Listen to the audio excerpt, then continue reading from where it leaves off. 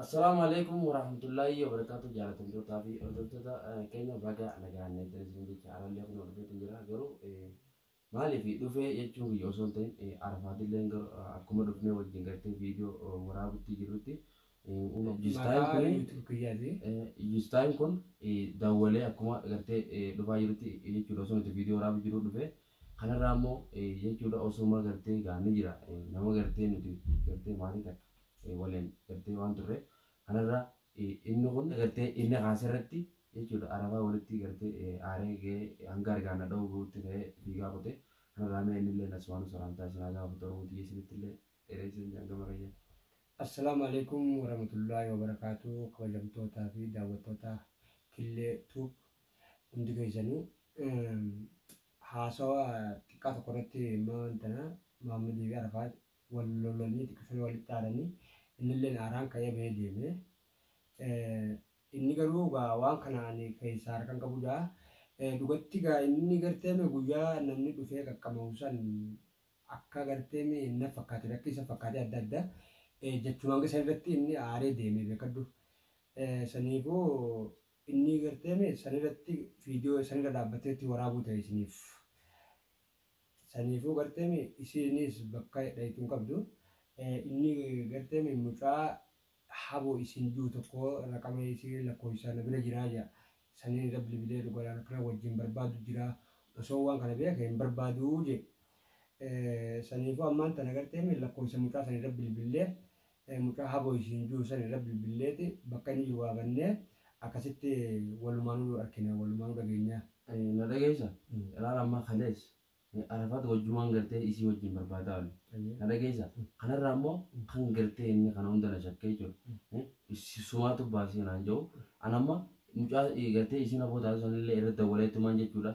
Isuma biratti viidiyoo sanillee yuutuuba isarratti gaddifne eessi jirta bakka ta'u jirta mucaa yeeni gaafadde hanga nuti dhumnu gadi hin dhiisinii jeetiin haasii mucaa sana itti dubbadde yoonii fi gartee kan sagalee tiyyeef gartee bira dhageessisaa fi jawwaaluma sana kaasanii meetti dubbisii yeen akkanne rakkamu saninni kanarraa dubbisee haasofisee ammoo nuti jechuudha eegee eeda dawwallee booda kanarraa dawwallee jechuudha jawwaala isaaniillee kunoo argatu cufaadha jira eegaa boodanii cufanii kanarraa mee inni garuu hayyesii baasii jee gartee anatti aaree eega kan kutu taate hangama kiyyaa waan kana waan takka irraa quban qabu na dhageessa mee namni kun namni mana kana dhufu kun Oromoodha. Isaan kana maaliif dhuftanii jee gaafachuun hin danda'a? Hin taate dhugaa kanuma hin taane yoggaa ati gaagartee ani akkanatti ijaanne wanni kun waan kanaa dhufaa jee ijaanne namni dhufu kun badee akkanaatti dhufaa jee ijaanne jette malee silaa mana abbaan manaa hin jirre dhiirtummaanuu dhufuu hin qabdu beeki.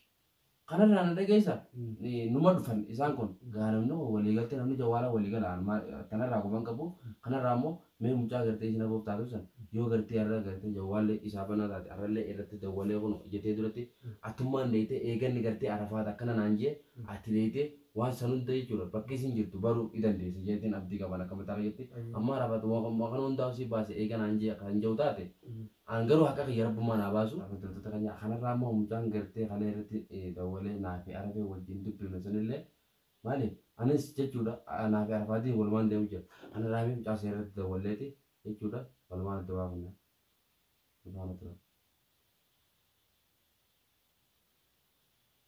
kalau aku juga ini sudah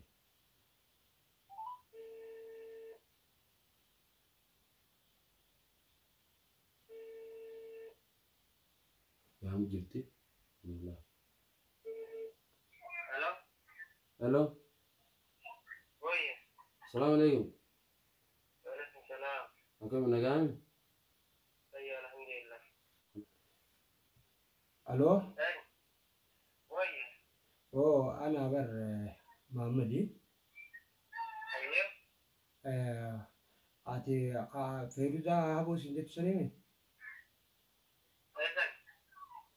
Elaye gartee aboo sababa kadhattee isa kana meedduudha wal dhabu jira wal lolu jira.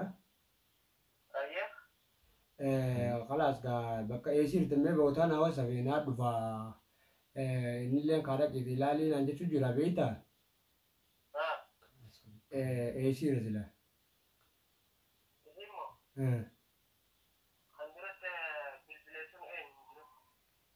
wanta kaa inni killeetuu bira. Ayyee haayitiin Tanaa duraa wal dubbiftan na fakkaata kaa. kalee galgala mooftanatti kalee galgala mooyoo natti bilbilee ture. Ayyee. Akkas ati garuu ati hayitii jette tokkottu yoon isi yoo jiraatte jiraachuu qabdu baay'een ammaaf na bira hin jirre malee walumaa hin Ayyee gaa silaa amma gaa dirqama kaa silaa isis harkuun fedha beekte. Har'aati isiirraas waan dhageenyuuf jira. Taakanaatis hin jaatuba yaa maqaan qamaan dhufuttu. ayyee kaleeti ni jaama akkana namni dhufu jira hin jaani ammoo siif eenyutu dhufu Anuma amma. siif dhufumaa dhufu jira ayyee wantu Ayyee. ammoo akka haalittu narreen jiru nuti jira Laan jirtu wanti takka illee hin jirtu teera sana naamane rabbi wajjin. ayyee nama fuudhee rakkisaan danda'u akka haalittu mukarra dhaabu jira namni ofuma fedhe wantu Ayyee. tole Yalla ayyee nagaatti. ayyee kan gaarii Yaa ta'u. Asumaanoo gaajalatamtu taphatutti keenya gartaa innillee dubbisee jira haasisee jira yoonii fi gartee waan kana anka keessa jiraatu taate inni kun dhaqee jechuudha waan jiru hunda jechuudha. Arafaatillee kun ona taatee ni beektaa akkuma beekamu har'a ammoo ati gartee dheeyitee jechuudha waan jiru hunda naaf gaafattee jechuudha akka gartee wanni kun narraa gartee garta kotichi baatuun barbaadan. Amma arafaatu kana naaf inni nama hojii nyaanne. Siif isaas dhageessa walumatti araarsina. Gartee isaas beekadhu hawa. Inni amma aareetuma barfiigaa kute malee. Ooma jiroota akkana buta malee gartee isaa fi atillee gartee walitti sinaa araarsina isa tokkollee hin qabdu. Ta gartee isiidha akkuma teettetti dhaqeetiin laala. Laaleetiin waan silaa jira hunda gartee adda baasee sittillee hime arafaatillee hubachiifnee qaama gartee aadaan jajjalee kutee tasgabbeessinee akkasitti walitti sinaa araarsina isiniifi. Wanni barbaadan mala haquma kiyya kana naa baruun barbaade yaa maal anamma akka inni natti haarus hin barbaanne kanarraa garuu inni immoo nama hamma yeroo tana keessatti haqa qabu yoo waan fedhe naan jees yoo na dhees an nama gartee isarraa nan fudhadhaa jechuudha maaliif inni keessaafuu amma yeroo keessatti tana nama roorrifamaadha kanarraa dheeyxee jechuudha waan jiru hunda immoo naaf himta inshaallah garuu deebisaa sumarraa hin eegalan akkuma taa'u jechuudha. Rakkoon hin jirtu. Ajega asumaanuu gaajalatamtu tafardoota keenya akkuma beekamu dhugaadha arafaatileen osuma teenyee jechuudha viidiyoo waraabaa jiru inni kunillee nu dhufe sababa gartee akkuma gartee awwala isinii qaamni sababa isarra wal dhabne arafaatileen kee kaameraa isaa fudhatee ka'ee kutee kanarraa immoo inni kunuu jechuudha inni aaree eega kutee na biratti hafee asumaanuu mucaa sanillee irratti dawwallee mucaa sana inni haasofisee gartee viidiyoo amma jawwaalaan dawwalanii jechuudha nu dararanii ati nama wajjin dhufini kophaa tante dhufi jecha jiru mucaalleen kaasee ture kanarraa immoo nuti akka gartee fi kaameraa waraabaa jiru mucaan sodaa qabu na fakkaate. Mucaan sodaa qabu. Saniifuu garteen dhayineeti mucaas anumaa dhaqee dubbisa. Sanuma booda gartee deebinee si gara fakkillee nama nyaata walitti sinaa arsina. Hawwa dubbiillee gartee sababa kiyya. Anamma inni waan fedhe naan jees na dhageessa isa waa takka yoo inni na dhees inni ana akka obboleessaa jettiin isa laala kanarraa amma yeroo ammaa kana yoo inni na dheehu itti naaruu jechuudha kanarraa immoo garuu immoo haasofne irratti sababa gartee haasofati kaafte irratti innillee aaree waan kuteef. Iyyaafannoo walumaan taanee gartee iyyaafannoo itti fufti gartee dhaqeetiin kaachis laalee mucaan san gartee inni kophaa hojjee dhaqee laaleetiin waan silaa gartee jiraateen sitti deebi'a rakkoon qabdu. Ayyee kaayi maamee keenya nagaan inshaallah atilleen mee deemi asumaan jaalatamtu taafurta keenya innillee gartee dhaqee isaan bira dhaquuf deema inshaallah hanga gartee walitti deemutti assalaamu alaikum warahmatullahi